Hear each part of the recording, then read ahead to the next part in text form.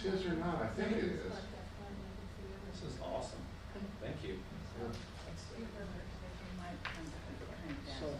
Can you give that to me as a gift, or just want me to? Yeah, well, you know, you've got a quarter. Maybe it's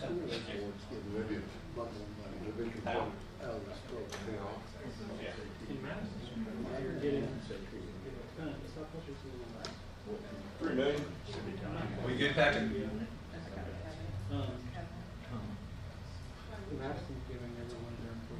Good evening on this beautiful sunny day. Welcome to Tuesday, May 13th. Sorry, May 18th. Need my glasses already. City Council meeting. Let's rise and remove our hats and bow our heads and recite the Lord's Prayer, followed by the Pledge of Allegiance. Thank you. Our Father, who art in heaven, hallowed be thy name. Thy kingdom come, thy will be done, on earth as it is in heaven. Give us this day our daily bread. Forgive us our trespasses, as we forgive those who trespass against us. Lead us not into temptation, but deliver us from evil. For thine is the kingdom, power, and glory forever. Amen. I pledge allegiance to the flag of the United States of America, and to the republic for which it stands, one nation, under God, indivisible, with liberty and justice for all. Thanks, everyone. Clerk, roll call, please. Yes. Kevin Alter. Here. Reach. Here. Lucy DeTillo. Here. Rampy. Here. Chatham. Here. Bartlett. Here. Dan DeVille. Here. Council, have you had an opportunity to review the minutes from the meeting May 4th, 2021? Entertain a motion to approve the minutes. I move to approve the minutes as presented. I'll second. Okay. Council, any discussion? All in favor, please say aye. Aye. All opposed? All right, moving on. Let's move straight into item E, I believe. I'm not aware of any reading, approving, correcting, or disposing minutes from the prior meeting or presentations of petitions and memorials or remonstrances. So we have ordinance on first reading today.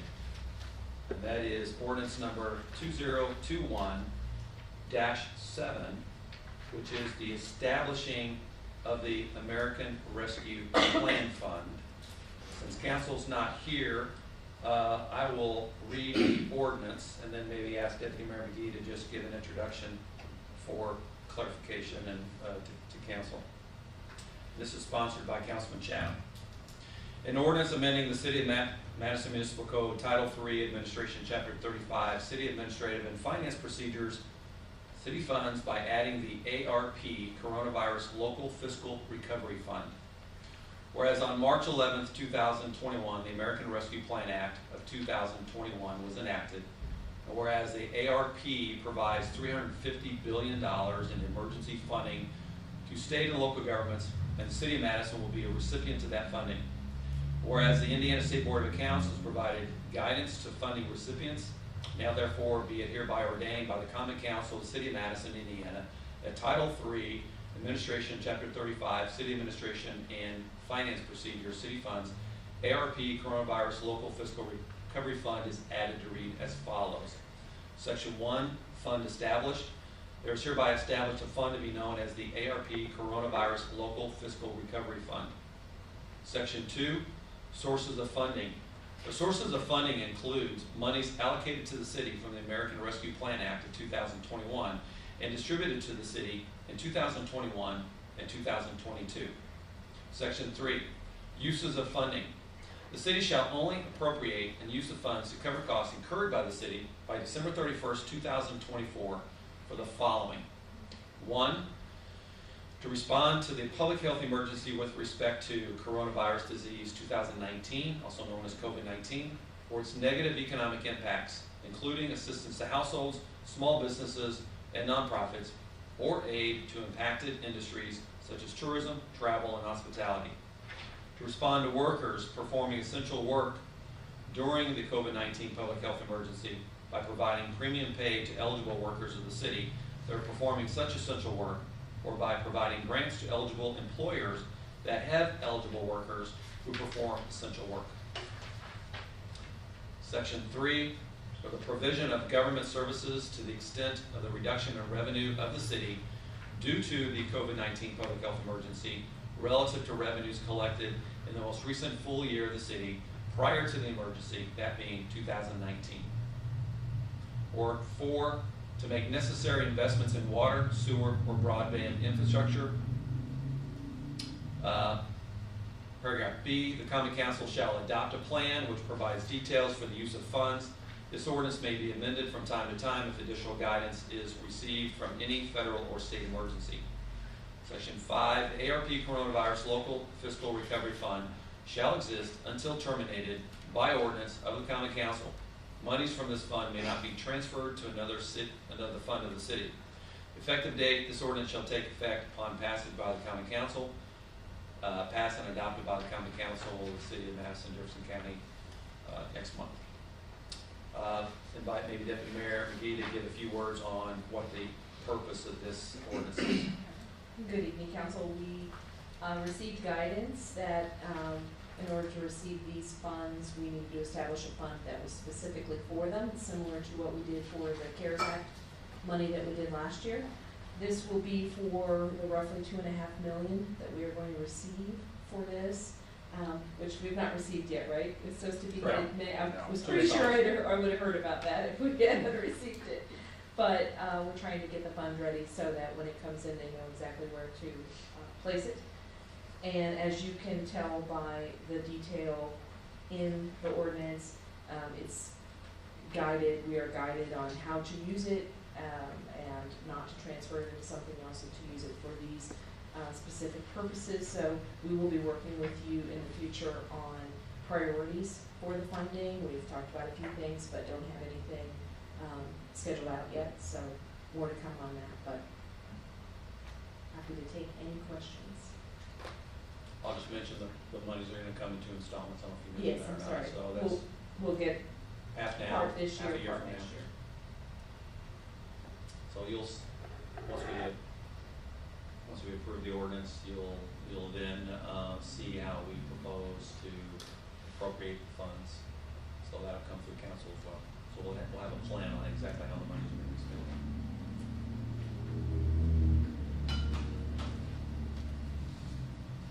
Thank you, Deputy Mayor. And next up, we have Resolution 2021-35, which is the acquisition of the Madison coal properties.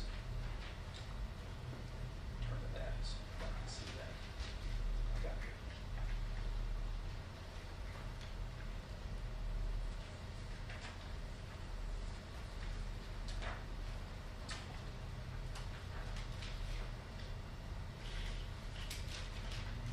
This is a resolution of the City of Madison Common Council regarding acquisition of real property.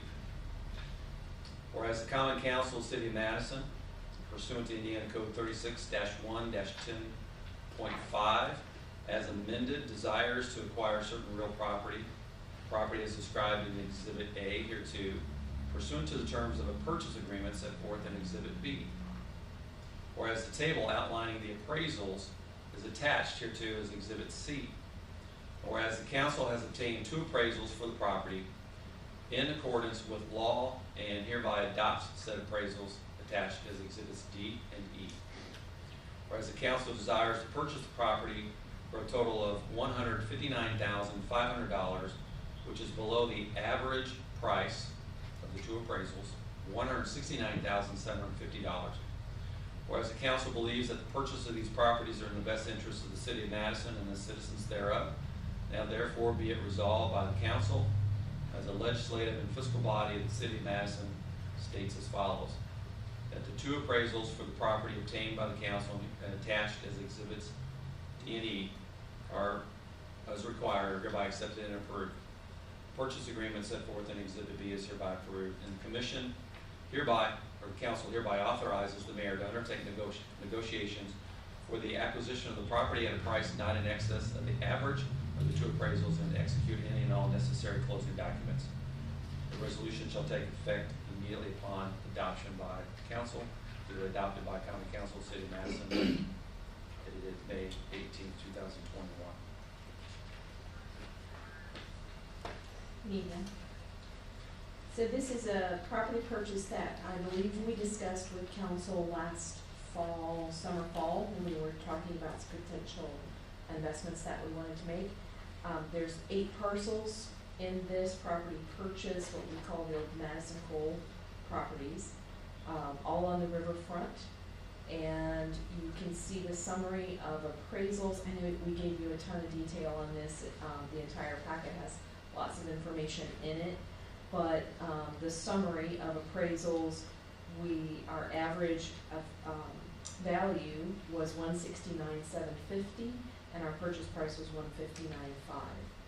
So happy to take any questions you have on this.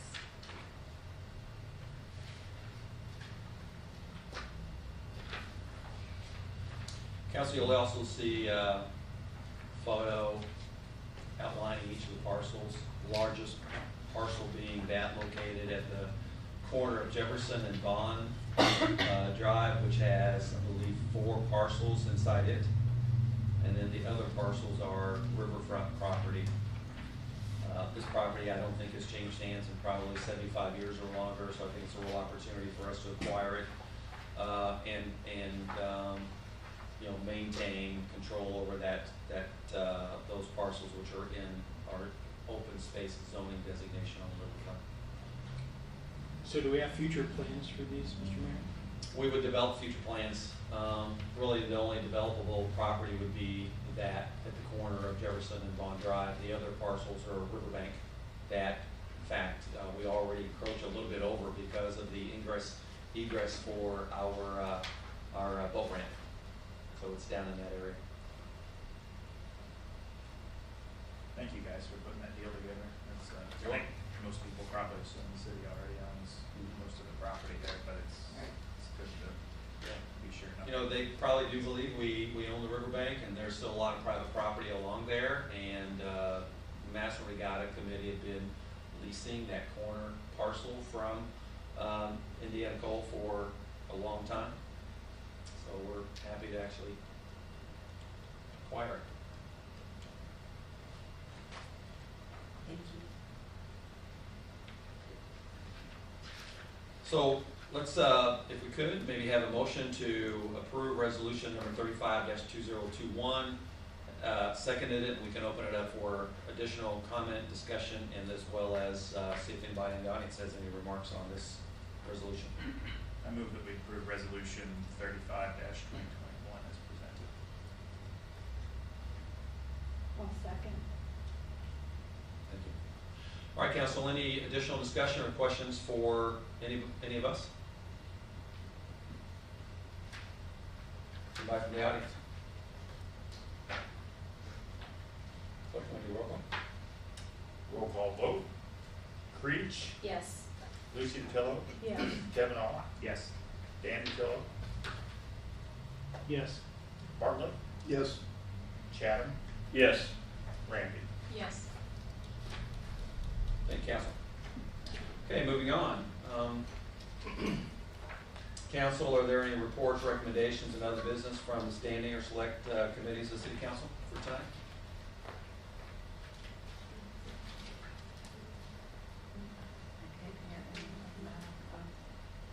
The traffic committee is having a meeting next Tuesday, the 25th at 5:30. Okay. And just curious, is there specific items you're taking up at that meeting? We will have an agenda. Okay. in the Okay. future. All right. That's traffic committee meeting next Tuesday at 5:30 here. Okay. No, anything else, council? Any other? Okay. We'll have reports to city officials at the next meeting. We do have one bill that is on third reading, and that is Ordinance 2021-5, which is the creation of a non-revolving account for Phoenix House, and that's sponsored by Councilwoman DeTillo. Clerk, roll call. Bartlett, Yes. Chatham, Yes. Dan DeTillo, Yes. Randy, Yes. Lucy DeTillo, Yes. Kavanaugh? Yes. Preach. Yes. Thank you, council. Moving on, we have one bill on second reading, and that is ordinance 2021-6, which is an amendment to the Parks Ordinance. Sponsor for that is Councilman Kavanaugh. One second here. Find it. Okay.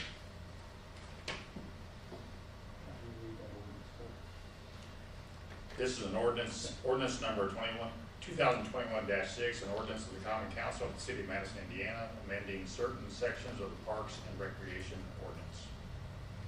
Thank you. Now we'll open it up to discussion.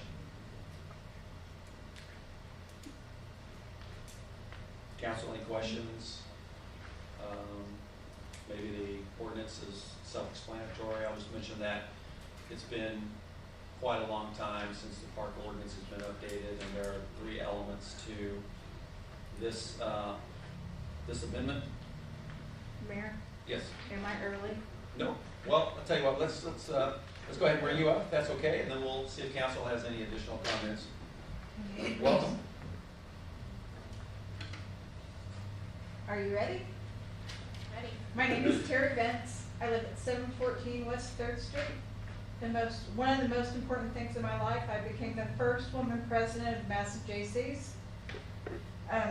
JCs were 50 plus years in existence.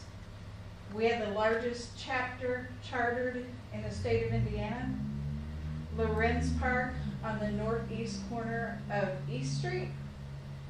We built that from scratch up. After a snowstorm, we rebuilt the shutter house underneath the bridge. We painted the equipment that was there before the new equipment that's there now. We kept it painted for the Parks Department. We went on to install the new playground equipment. We also installed the 3 tennis courts that are there, the sand tennis courts. Tennis, right? No, volleyball. Volleyball. We remodeled the upstairs. The upstairs of Crystal Beach after it was non-used for years and made into a clubhouse.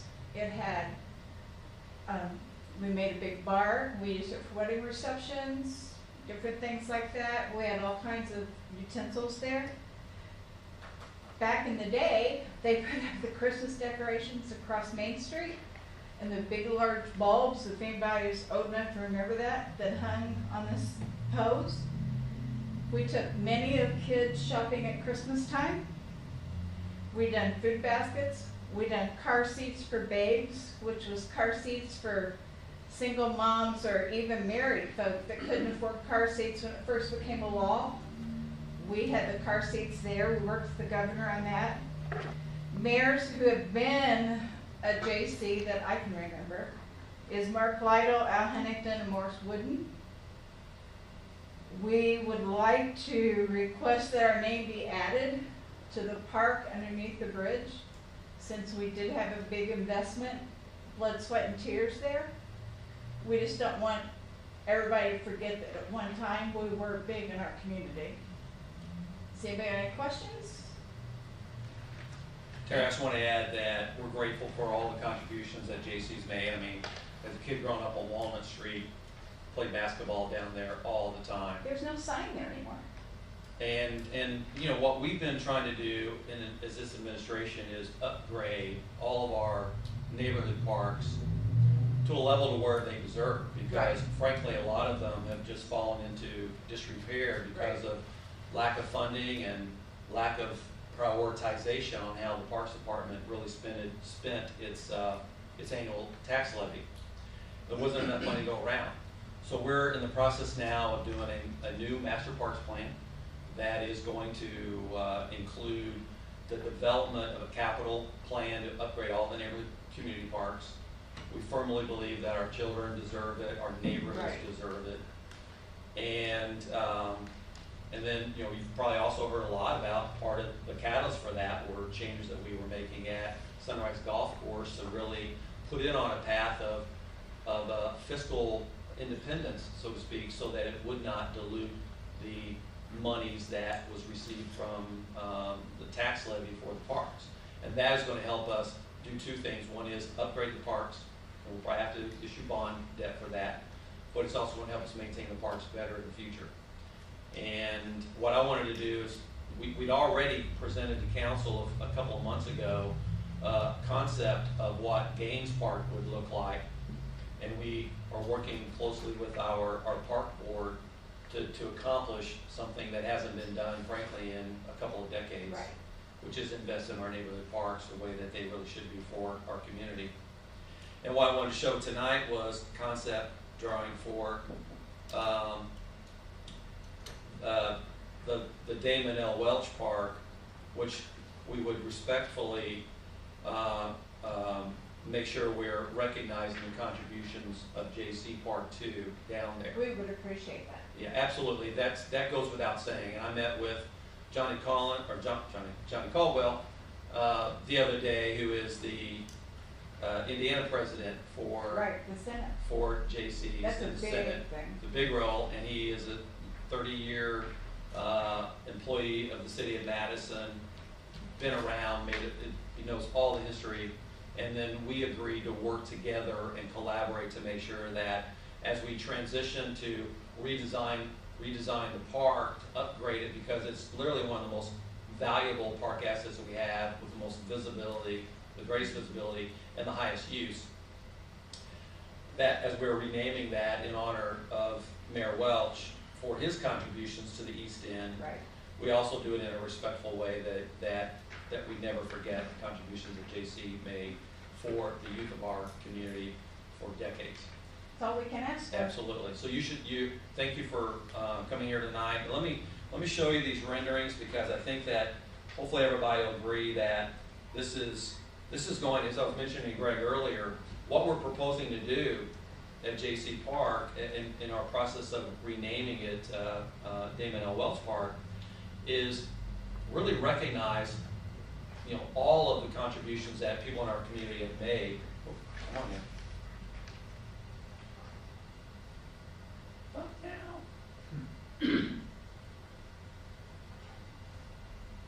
Come on. There we go. Let me go a little quicker.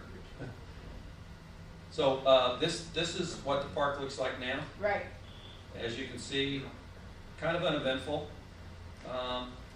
We're going to reimagine what this park can be. You'll see here trails, changes in parking for safe ingress and egress. Come on, computer. I might have to print these out next time. Okay. We used to sled ride down that hill. Me too.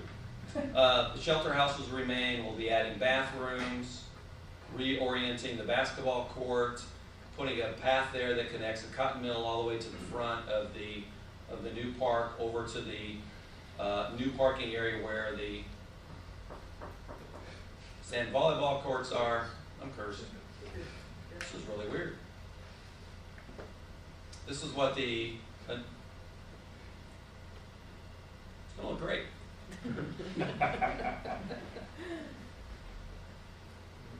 I apologize that our technology here is. Nice. Well, we're also creating a theme here. So as we go through and look at all the neighborhood parks, you mentioned signage. J.C. Park doesn't even have a sign. No. But if you went to some of the other neighborhood parks, it literally looks like someone took a router out, made a wooden sign, painted it a little bit, Right. put it up there 30 years ago. We just firmly believe that our parks are an integral part of quality of life in the city of Madison and are extremely invaluable resources, not only to the neighborhoods in which they reside, but to visitors and people who we want to attract and move here, or as we're doing festivals and those types of things. And so, we're embarking on kind of a new branding of how we're going to, recognize those parks. And this one also has a bathroom that's been much needed. That is probably the busiest park, other than Bicentennial, for festivals.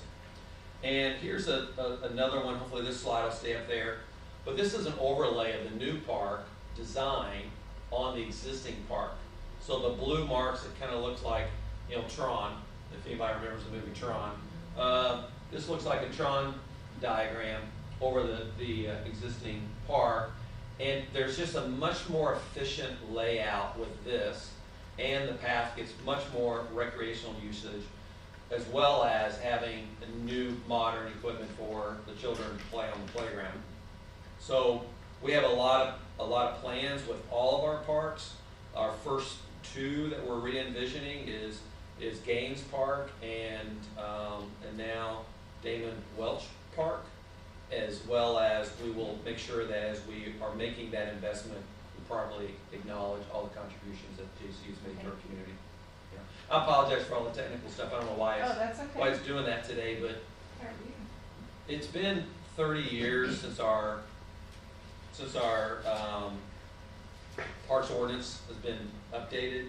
We have quite a few ordinances that are like that, and so we'll be, over the course of the summer and fall, getting back to that and modernizing our ordinances where applicable, because we do have some of our ordinances that just are not current with trends. And we'll be reaching out to you guys to work on those along the way. But thank you, Terry, for being here. Greg, thank you for all your contributions that you've made to JC's.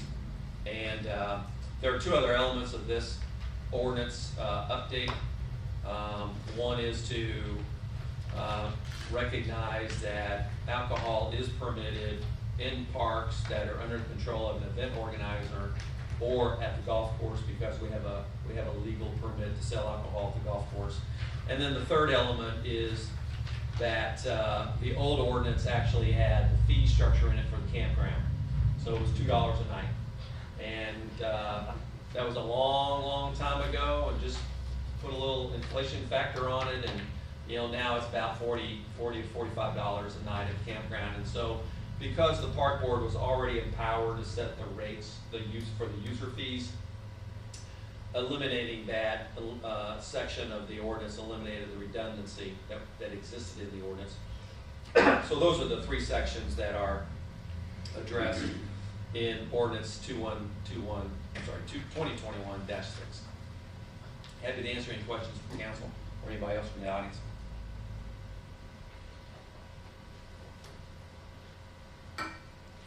Jenny, thank you for being here tonight.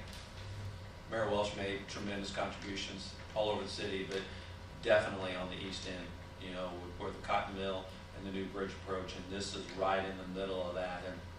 And I also want to give credit to Greg and Terry and Johnny, because they all said Mayor Welch deserves recognition for his contributions there. So thank you guys for that too.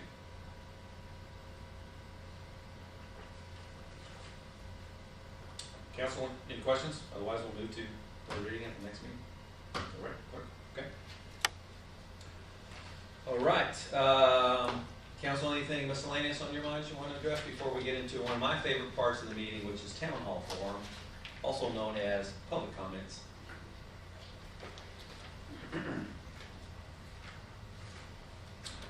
Okay.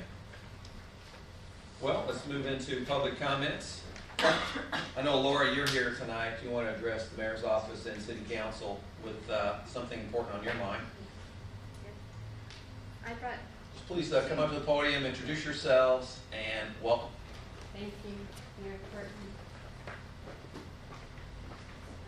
Thank you. You're welcome.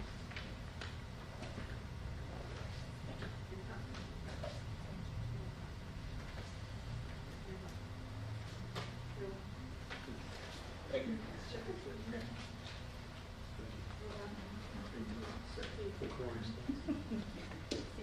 You warned me. Okay. You guys can come up here next to me. Want to introduce your guest? Yeah, yes.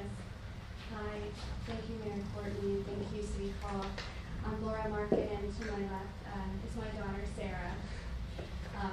She's a scout, and she's going to address part of this issue as a scout, a BSA scout. This is my dear friend, Swam Ha, and she's going to talk about her personal story. And so I wanted to talk about the Fallen Dappler Proclamation for the city of Madison.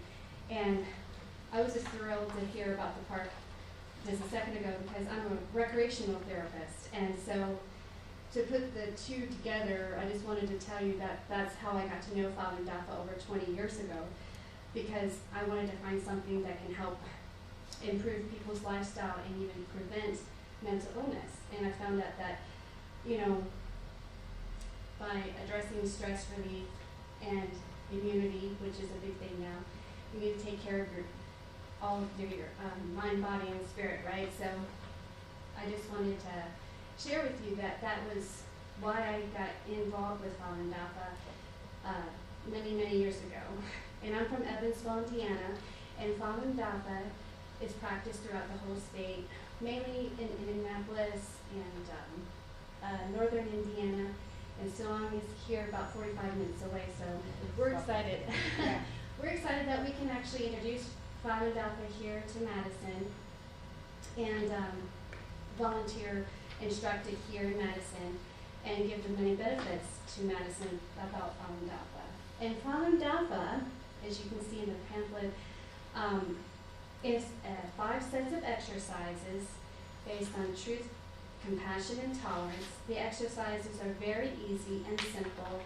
And I've taught it with people in nursing homes and communities across the state, web seminars now, and in parks, of course. Outside is good, getting that vitamin D and that meditation is just a wonderful way of practicing. Unfortunately, it's persecuted in China.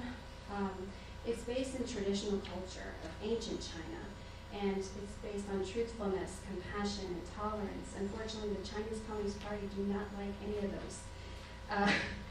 They've been persecuting Falun Gong, Falun Dafa since 1999, so I learned Falun Dafa in the year 2000, and it was persecuted back in 1999. And, you know, being from southern Indiana, I was always told, you know, one thing, you can keep digging in the garden and you'll hit China.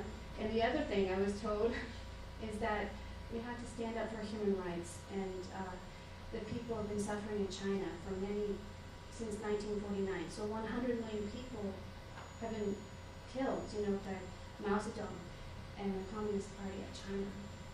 And so Falun Gong is one of those groups of people, and I've actually helped many people come into Indiana as refugees and help them adjust their lives to be responsible citizens in Indiana.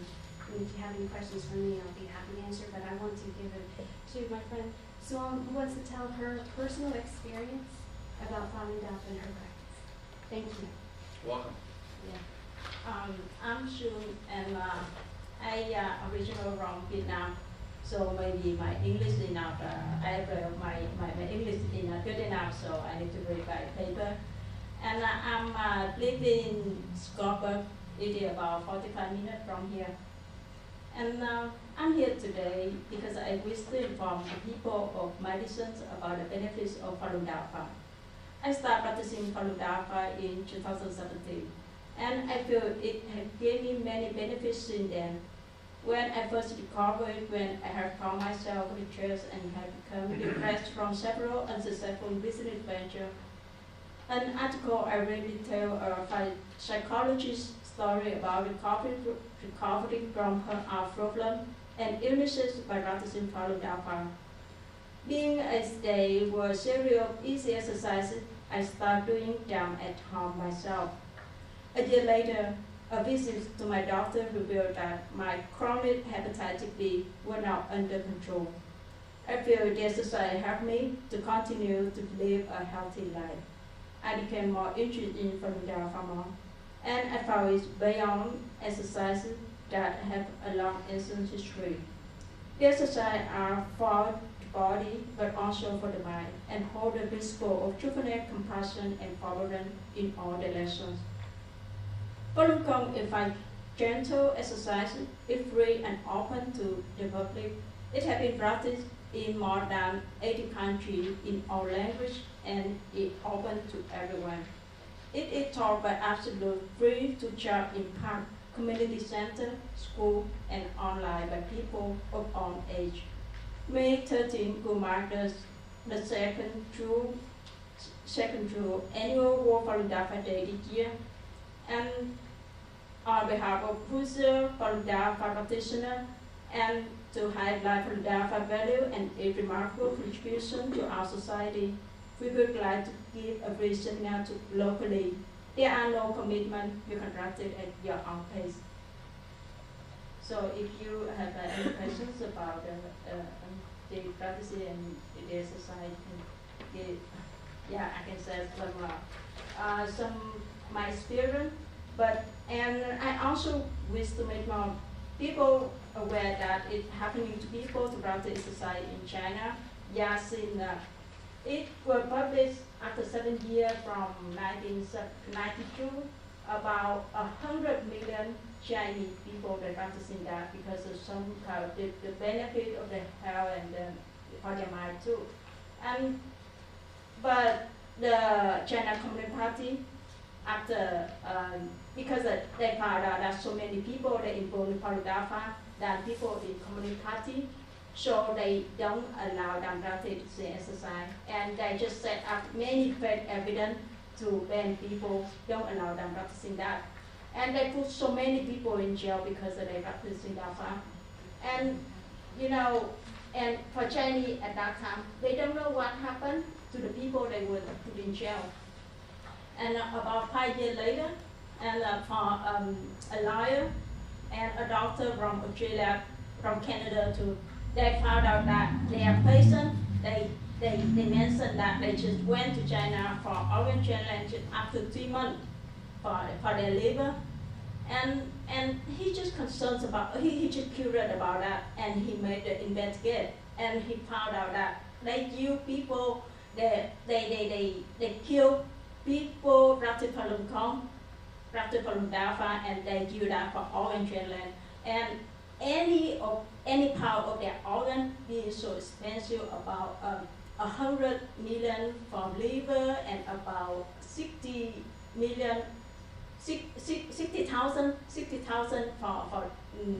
for liver and 100,000 for heart. So they made the people for product to sell, and it happened for 22. It happened for 22 years old. And whenever I live here with my in-law, and I found out that there are not much people they know about it, and for some of them they just go to China for organ transplant, and they don't know that, they just kill innocent people for that. So I just come here to share the story to let people aware of that, and whenever they go to China for organ transplant, maybe they go with me. Yeah. Thank you. So that leads to, thank you, her story is not isolated. There's a lot of stories like that, both for health benefits and the persecution, and which leads to how to help raise awareness, and another reason why we're asking for that the proclamation. I'll just ask briefly, would it be okay if she asked her question here as a scout, or do you want us to ask after? I mean, this is an open exchange with the Yeah. community, so I know your daughter has some questions, so. This person. Okay. Who's got a shot? Opposite of me.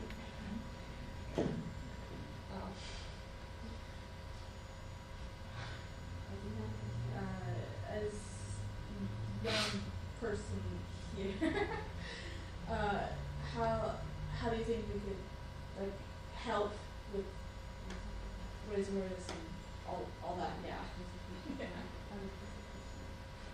First teaching, yeah. That. No, okay. Don't be shy. Did you understand? Well, we appreciate you presenting us here tonight and raising the awareness of what the issue is with persecution. And is that what your question was going to be? I mean, with anything that is a human rights issue, raising awareness of it is most critical. Have you been able to speak to other councils or in other communities, for example, raising awareness with the issue and the benefits for Falun Gong? Not me, not quite yet, but. Okay. Are you doing this as This part is of a our first- scouting initiative? Yeah. Okay. This is our first city council meeting. Wanted to describe to the council what we were talking about earlier with regards to the Boy Scout Council that you're involved with. Could you repeat that question? Oh, which Was that a question? council are you involved in with Boy Scouts? G through seven. Okay, the Buffalo Trace Council. Yeah, Okay. Buffalo Trace Yes, in Evansville. So we're from Evansville, we drove from Evansville yesterday. We wanted to introduce our own goals to us and give the Madison the benefits and also raise awareness. And but Sue Ellen, she's your neighbor, so she's gonna be able to, we're applying for like, at the festival, to participate in the festival at the end of May and, things like that to help introduce Common to Madison. We have lots of visitors throughout the course of the year too, so if you are on that circuit with regards to the festivals, many of them have vendor booths, for example, and the fairs. That's one way to certainly get the word out. Yeah. Yeah. Thank you, Laura. Thank you guys for showing up and sharing your concerns and making us more aware of this issue. Thank you so much. You're welcome. Yeah, thank you. You're welcome.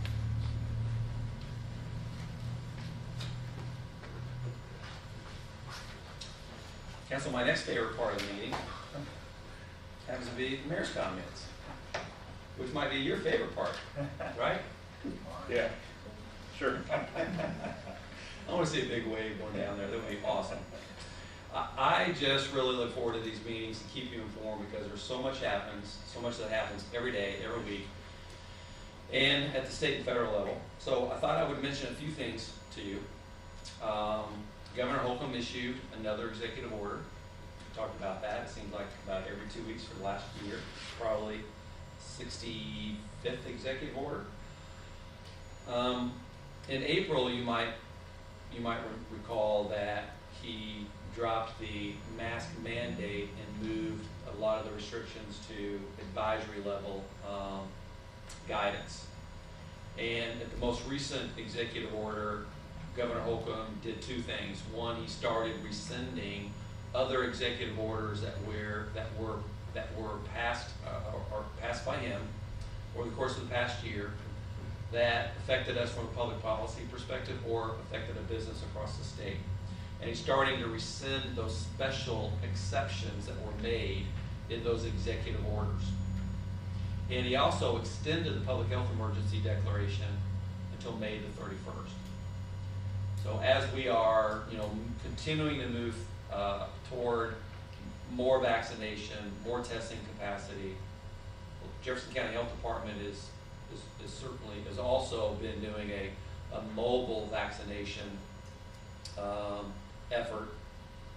It'll be interesting to see if Governor Holcomb continues to extend the public health emergency beyond May 31st. So we look for those things today. And he usually announces that he gives telegraphs where he's heading a day or two ahead. Things are going fine with the city with regards to following our protocols here. There was another thing I wanted to mention to you, which is the BPW meeting. Board of Public Works and Safety met yesterday, had a really full agenda for festival event coordination between now and the end of the year. A lot of festival activity occurring. I would say that every typical festival we would enjoy in our community in 2019 or prior to that is being planned to come back online. And there's a couple of new things that are being planned with regards to that's music related or car shows. But there certainly is a lot of energy being put behind bringing festivals back. We also had an application yesterday for road closures so that we could bring back the Madison Regatta 10K run and walk. So that will happen on July the 3rd. Also at that meeting, there were two other things I think that were significant I want to share with you. One is the Board of Public Works and Safety awarded the contract for the restoration of Crystal Beach. That was awarded to Pool Group. And even though the low bid, which was Pool Group, was 25% higher than our budget because of the disruption in the construction, labor, and materials market and environment. The board felt very strongly that we needed to do the work on Crystal Beach, preserve Crystal Beach, and then, you know, also reallocate funding from elsewhere in our redevelopment budget to accommodate the change in costs, plus we're working with Okra to see if additional grant monies would be available. So we're happy to announce, and that was in the paper, I think, Mark, on today, happy to just announce in this forum that Crystal Beach is going to be restored and is going to be available for the next generation of Madison swimmers. The other thing I think that was significant, I might actually, since Chief Wallace is here, put him on the spot and see if he'll want to describe to council a change that Board of Public Works approved yesterday with regards to Madison Police Department. I know you weren't expecting to give a department report, but since you're here. You know, I'm related to the Cole family, and cousin Bill, before he passed away, said there wasn't a microphone. The Coles in the Wallaces didn't like, so. So we have asked the board to change some of our standard operating procedures with regards to the police department from a 8-hour shift to a 12-hour shift. We are going to switch over to 2 12s after regatta. I think it's important that we do a change at this point in time. Stagnation sometimes often sets in on permanent shifts, which they're working now. Complacency, and those are really two dangerous words when it comes to law enforcement for the officers. So I think a little shake-up was needed. We were going to give a 6-month trial period, so they'll be working 12-hour shifts. When you're working, you're working. When you're off, you get a nice stretch off. So right now, currently, the officers get off every 5th weekend with this new scheduling. They'll be off every other weekend. Will be a 3-day weekend. So looking forward to trying that. You know, I'm not going to say everybody's crazy about it. I wouldn't be telling you the truth, but I think everybody's willing to give it a try, and we'll see how it goes. So I think it'll improve hopefully their quality of life and their time home with their family and kids. What this also does, it also creates there's a mid shift in there. So we have several officers going. The normal shifts would be 6 a.m. to 6 p.m. and 6 p.m. to 6 a.m. But there'll be several officers working a 2 p.m. to 2 a.m. shift. We'll call that our mid shift. And essentially what that does, that allows us to have more officers on the streets during the period in which we are most certainly the busiest. Our statistics prove that. So again, I think there's several different positives coming out of it, and those two being some of them. So we'll give it a shot and see, and hopefully it works out. Like I said, if it's not, we can always go back to what we were doing, but until you try. Talked to some people, people were hesitant in the past. Once they've done it, they really enjoy it. Again, a 3-day weekend every other weekend when you only have one on every 5 weeks is pretty appealing to a lot of people. So we'll certainly give that a shot and see how it works out. I guess while I'm up here real quick, I will we'll hit upon our crime mapping. We have provided everything that we need to Central Square, our provider. We're just waiting for them to basically flip the switch and get us up and running. So we're hoping that's going to be very soon. We did start our firearms training classes today for the citizens. Actually last night, the classroom portion. Today was the firing range. I stopped up, and wow, everybody really seemed to be enjoying it. Lieutenant Sly is doing a phenomenal job. So this is something we'd like to have several more courses and really keep hitting upon, you know, hopefully on a regular basis from this point on, because it's much needed, and people appreciate it very much to have an opportunity to get out and learn the safety of their handgun, how to operate it, and how to handle it safely. It's extremely important. So I just gave a whole report. I appreciate that, and Sure. what I want to emphasize is the fact that while there's a quality of life element to the change in shift, you know, the real benefit to the community is the fact that we've got more manpower during the times in which we need it most. And last year, MPD responded to over 11,000 calls. This year so far, there's been over 200 arrests, and I really like the fact that you're data-driven and identifying where the resources need to be applied and taking action. And we met with the entire department the other day, and you know, we're so grateful for all the officers of Madison Police Department. You've got a couple now going to the academy, is that correct? We do, yes. We'll have 3 actually going June 16, 14, something like that. So yeah, we'll have 3 going and get them back, and that's even gonna improve our coverage even that much better. So we'll be able to add 2 more to that midship, and that'll really beef up that time, which the officers are most needed. Things have changed. Back in the day, you ran until 5 a.m. and night shift was busy, but now you see a drastic drop off on night shift, say after midnight, even really on the weekends. But that middle shift is what's really covered up. So we're hoping moving these personnel in the right positions will certainly improve the coverage for our citizens and help out the officers on doing the business. So. Chief, thank you very much. Thank you. Thank you for all the improvements that you and Major McKay are leading the department through. Thank you, sir. Thank you, Council. I want to mention a couple other things, and then we'll get you out of here very quickly. Like every employer, we're saying hello to some new employees and goodbye to others. I want to thank Matt Worth. His last day is Friday, the Economic Development Director. He is moving back into the private sector, and Matt was there from the beginning when we realigned how economic development was going to function under the Redevelopment Commission.